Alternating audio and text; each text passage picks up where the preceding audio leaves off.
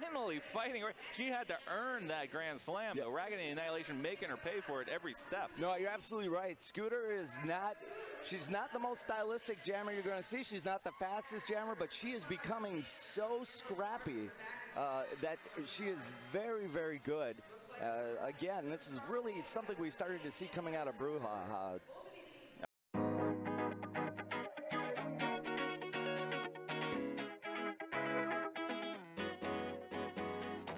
So what you saw and heard was a brief clip from a roller derby game, and that is the lead-in to my very first episode of Outside the Classroom, which is a podcast where I am interviewing educators on things that they do outside the classroom, things that have perhaps nothing to do with education, but maybe something. But I'm so excited for today's opening guest, and it is with Andi Arnold.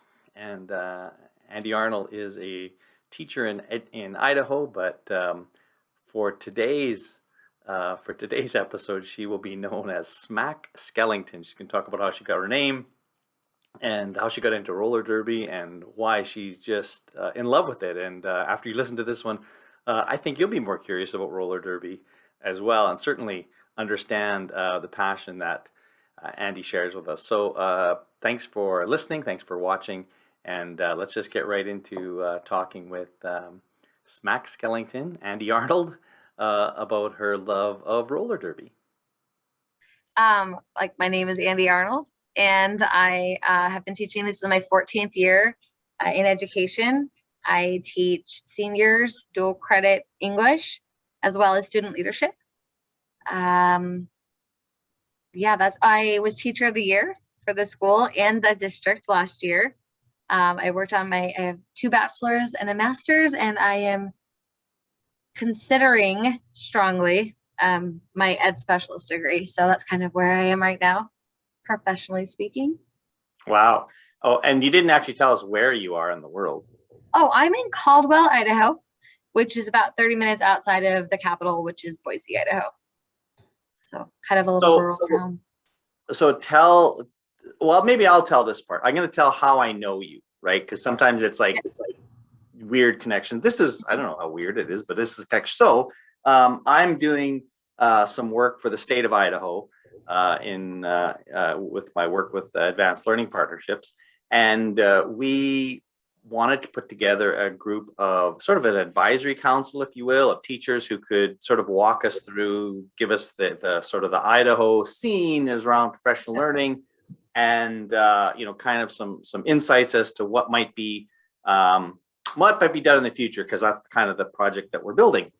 And so the first time that we got on a Zoom call, there were, I don't know, there were 10 of us or 12 of us, and I see the name Smack Skellington in the corner of the mortified. Oh, and I'm thinking, did somebody hack in? Like, who is Smack Skellington? I thought, first of all, really cool name. I thought, like, if that's your actual name, like, kudos to mom and dad.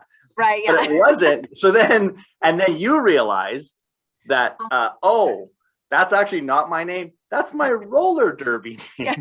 To which, for me, just opened the floodgates around, okay, I don't want to do the regular meeting. I just want to talk to Andi about roller derby, which we couldn't do. So now we're here. Yeah. So this is my treat to be able to take a deep dive into roller derby, because my background understanding of roller derby is limited to like the 1970s. Now, I think there was like a TV show. I feel like there was a TV show about roller derby, and I remember watching roller derby on TV. And yeah, is it always been? It's not just a female thing, though, is it? So no, it's not. When it started, I think it was predominantly female, and in fact, the kind of the governing organization over all roller derby leagues that are kind of an official roller derby league under it's called the WFTDA. That's our like international like governing body. We have roller derby in hundreds of countries and thousands of places, but it's the Women's Flat Track Roller Derby Association. But with that, they're incredibly inclusive. So there's men's roller derby. We're very open to the transgender population. So it doesn't matter what you are, how you got there, whatever you identify as a woman, you're part of this Women's Flat Track Roller Derby Association. But we have men who are referees, we have men's teams. So there's there are lots of different people in the community. With that, I think it did start predominantly female, but and I remember seeing, that was like, we talked about inclusiveness, I think that was the first thing you saw, because you had these women of very varying shapes and sizes, Yep. right? Because I remember Skinny Minnie Miller, that's a name. I don't know if anybody's going to check. Like, she was just this thin railed woman. And then there were some very, very big women who you Absolutely. wanted to try to avoid, right? So all of these women are going around in the circle of hitting each other, doing all kinds of things. So that, again, I'm sure I'm embarrassing myself with my limited knowledge, but that's my sort of entry point into it. My question to you is like, where and how did this start for you? Okay, so that's a great question. So it started twice for me technically. So, oh man, years and years ago, like 2005, maybe, I don't know. At some point in time, a girlfriend of mine that I went to high school with had reached out to me, and she had said, "Hey, I think I'm going to join roller derby in Idaho. Give me some derby name ideas." And I thought, I don't know. And so we kind of played around with some ideas of a derby name. And we had originally started as car hops at Sonic Drive-In, the very first Sonic Drive-In in Idaho. They had, the actual car hops on the roller skates. And I had to teach her how to roller skate, because I had been roller skating my whole life. That was just one of the things I was good at. So I had to teach her that. And then she joined roller derby, and I was going to college, 6 hours away, and there wasn't really that movement up there. And I didn't forget that she had done it, but I hadn't really paid much attention to the fact that she was still doing it. So when my husband and I moved down here in 2006, there's little murmurings of like a small little club of women roller skaters. But it wasn't until 2012 officially that I started.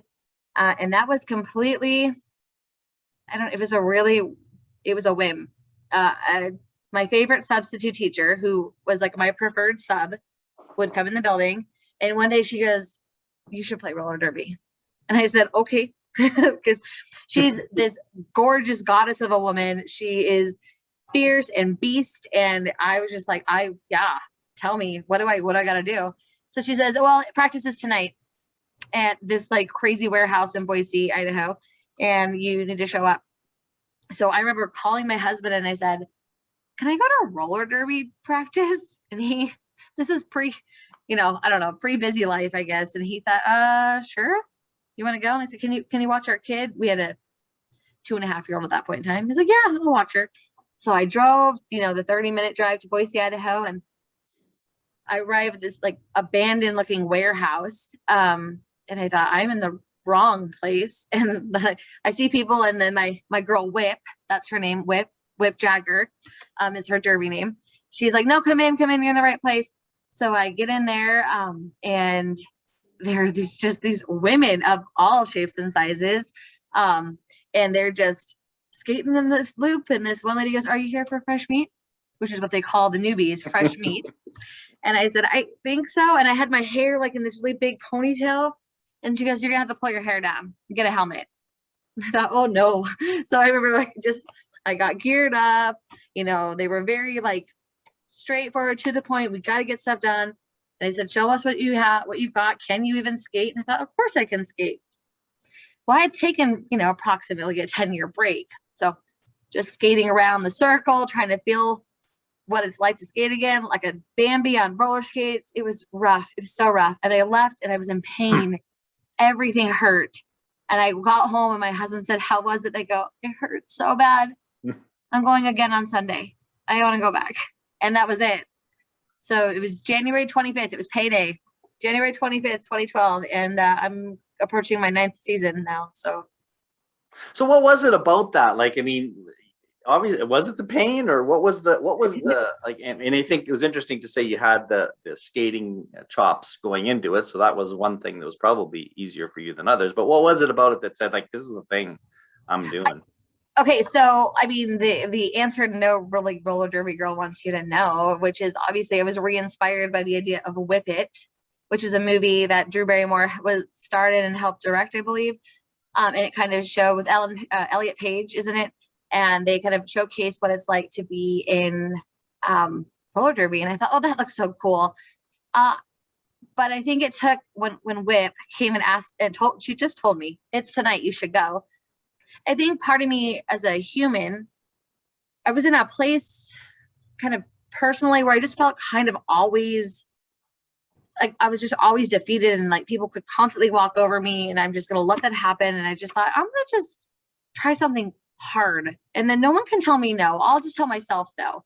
And I got there and I thought, this is hard, but I could do this. And the women there from day one, they may not have been like the most welcoming, warm, cozy, women, but there was something about that strength that was inspiring. And I all of a sudden just thought, I want to be their friend. Like, I want to spend time with these women. There's something about the energy in a roller derby team, community league that just makes you, it's infectious and it makes you want to be, you want to be there. You want to be a part of it. You want to have this collection of, teammates that understand you. And I just thought, okay, it hurt, but I can do that. And these women seemed really cool. And this could be my thing, So I don't know, there's a bunch of different little things. Well, that's powerful. Like I wouldn't have thought necessarily, although it makes sense that this idea of belonging is always something that we're attracted to in whatever form that comes in. So thinking about, so you said 2012, so like 9 years. It's like, tell me a little bit about like maybe some of the highlights over those last 9 years. Like, and I'm just curious, like how often, like, is this something that you do? Like, is this seasonal? Is it like what's the time commitment? And what are some of the things that are the highlights for you? Okay. We have roller derby names. Those are given to you, or you don't get to have those until you draft. So you just can't decide you have a name. Like you have to it's like an earned thing. And you can name yourself, or it sometimes comes by really organically. So as you can see, I have a lot of Jack Skellington stuff in my background of my classroom. I'm Smack Skellington after Jack Skellington, but I was originally going to be Smack Benatar. And I was going to be a blocker that hit people with my best shot. Like that was going to be my thing. And I was at a practice one day with the skeleton shirt on, and one of my teammates said, "Whatever, Smack Skellington." And I thought, oh, that's my name. So the name is part of it. Like it's like the best part almost. Although there are lots of skaters who choose to not use derby names, they use their real name. They want to hone on that idea of we are athletes and we are involved in a serious sport. But I'm always going to be Smack Skellington because that's who I am. That's my other person. That's my other persona. So you have to know that's important because you have to be given a name or earn a name, but you don't just get to determine that you have a roller derby name. It's a privilege. So there's a lot of questions, and I will totally answer all of them. So side note, you know how they always ask that, what's one thing you could give a 30-minute presentation on without preparation? Mine's roller derby. Like that's my presentation. I'm so excited. So yeah, absolutely.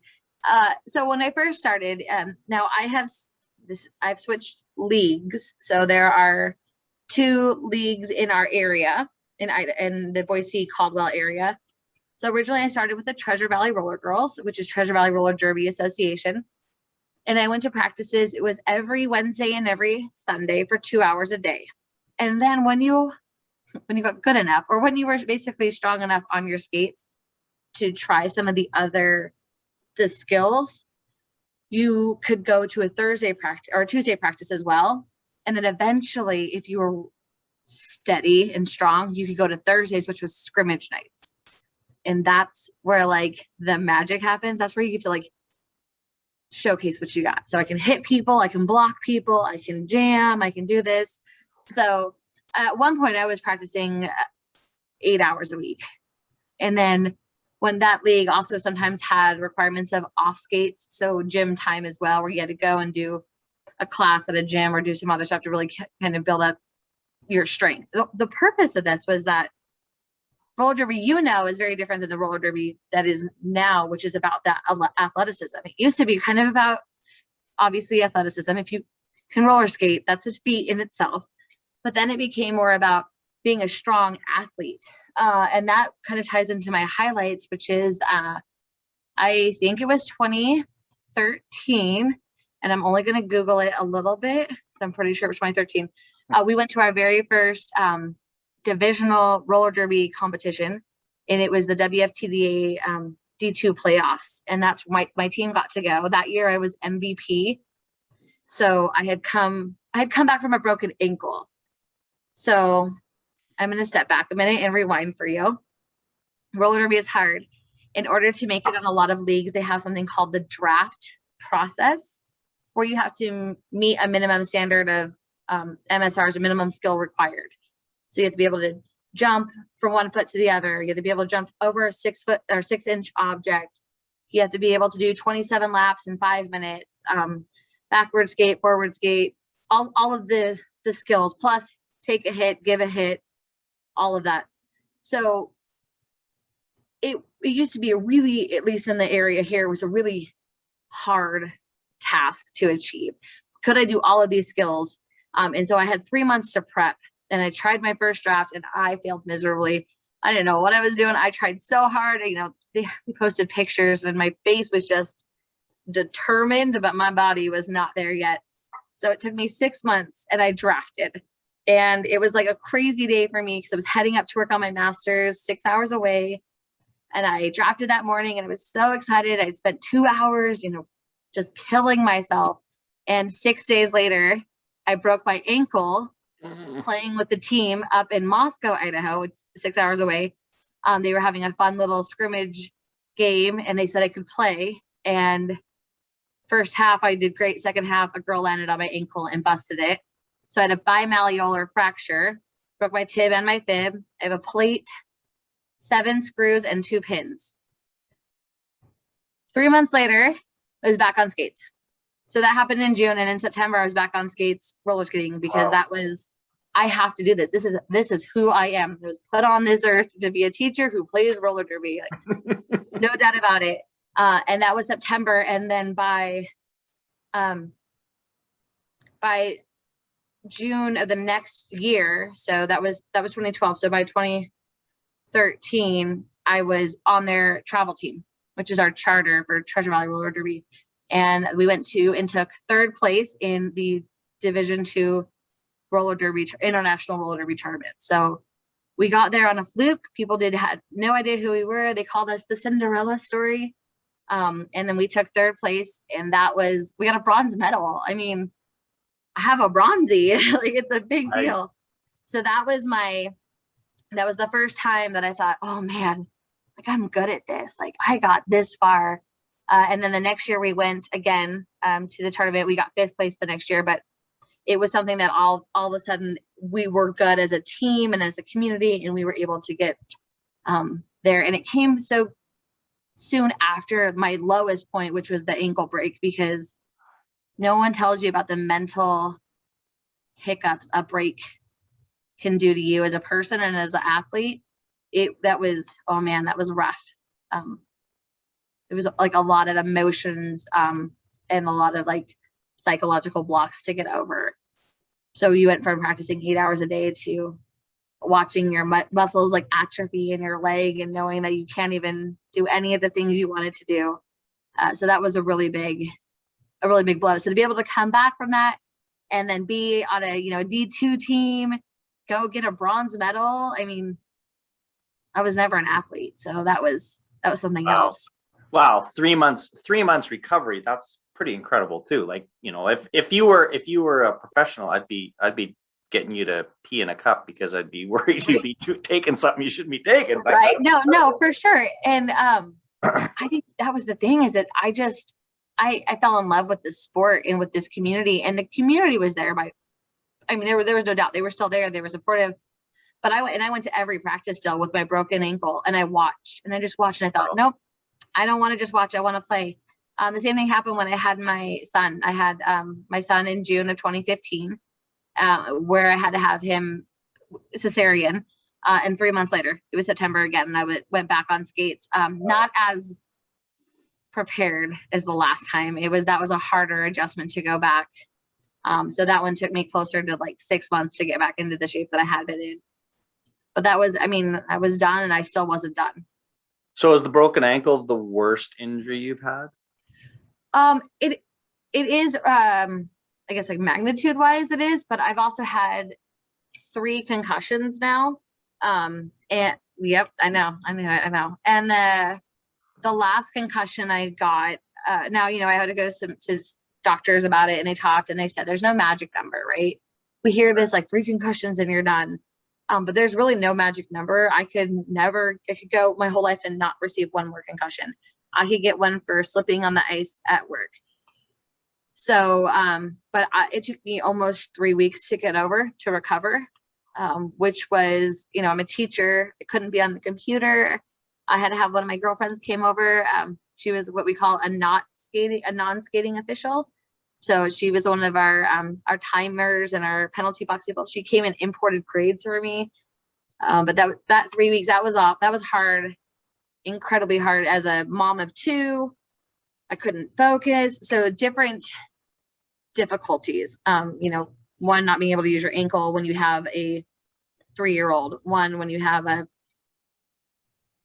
she was 9 and a 3-year-old, and trying to like process for 3 weeks. And I know a girl who she had hard symptoms for at least 6 months from a concussion. She'll never be 100% relieved of all symptoms. So, and that's, we have to wear helmets and mouth guards, but you still can't.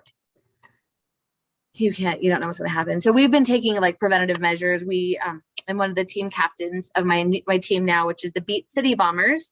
We're in the 2C, which is Caldwell and Nampa.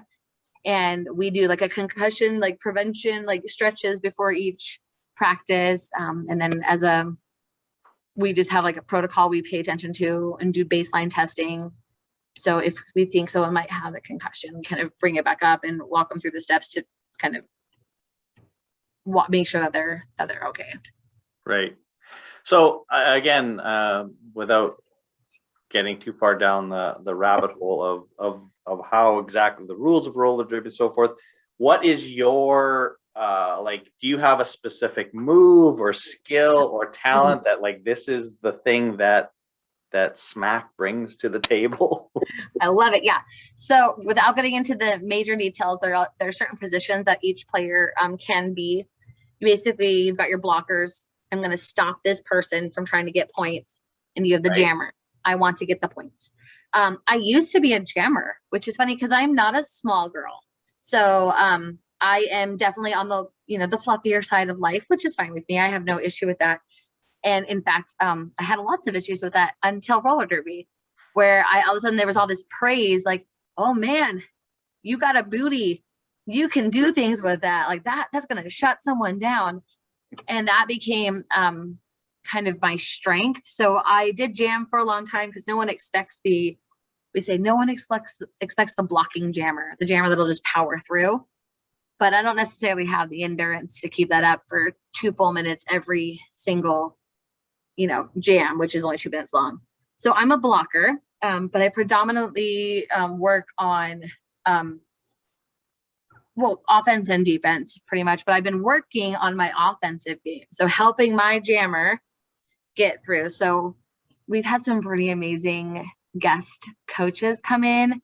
So we had some pretty cool people from Scotland come in and teach us, and there's a pretty cool trick I like to do. It's called a shunt.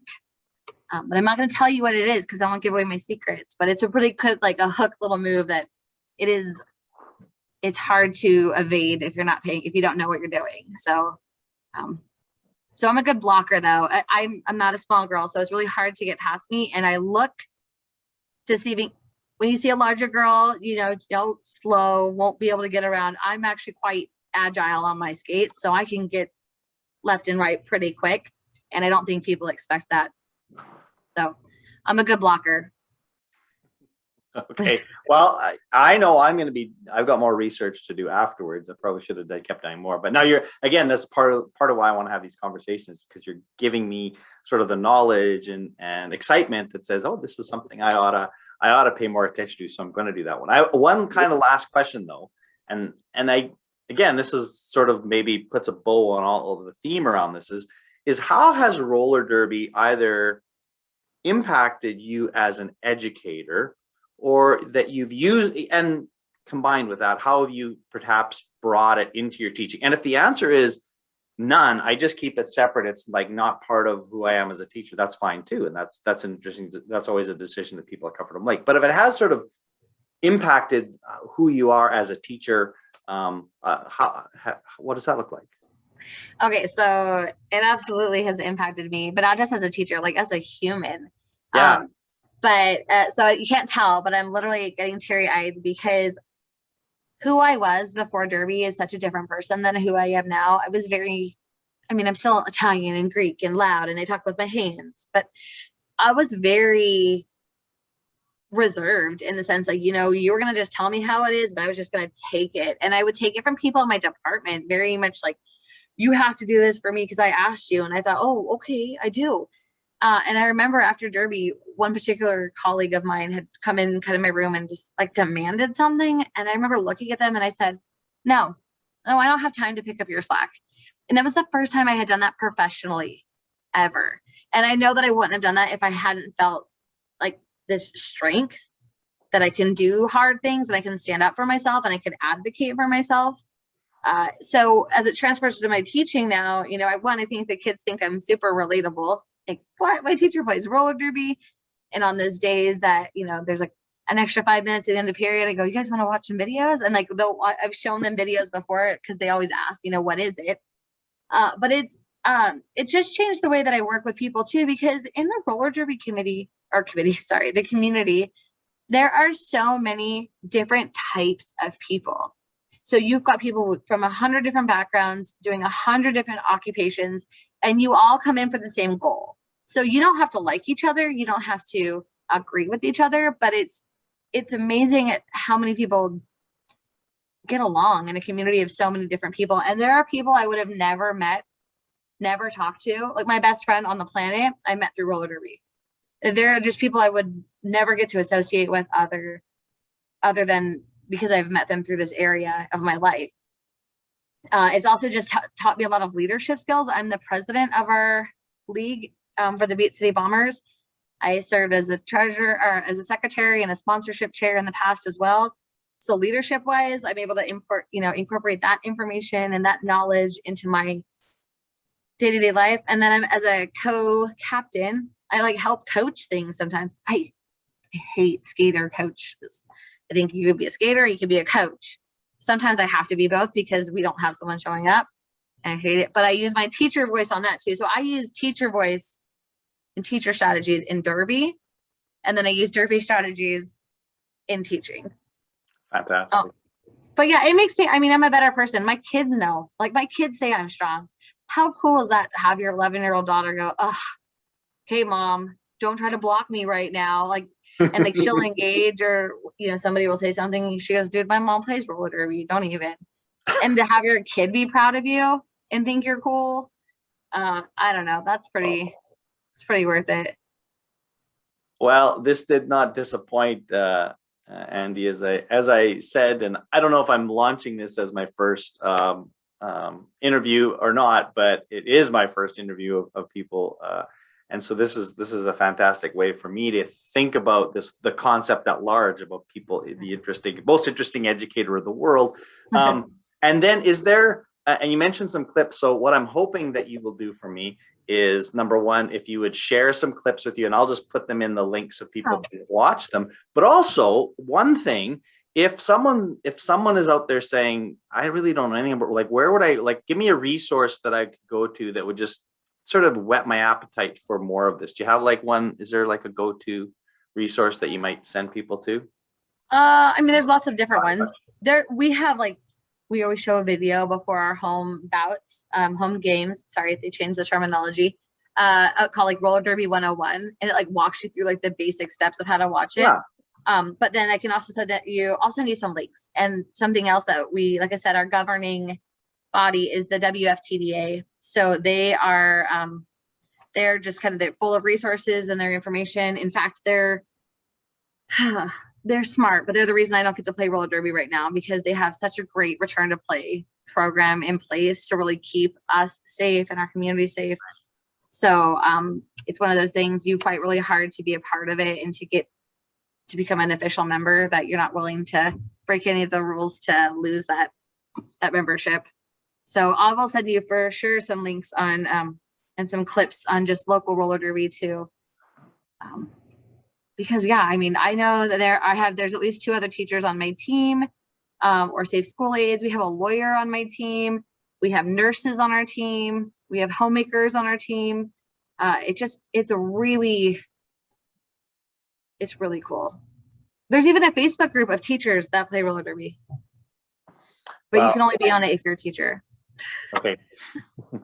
Well, thank you again so much. What a delightful discussion and introduction to this, and I'm so glad I got to meet you, and I know we'll be chatting again in our other life and continue on. I know I now have a go-to roller derby person in my life, which is always Anytime. cool.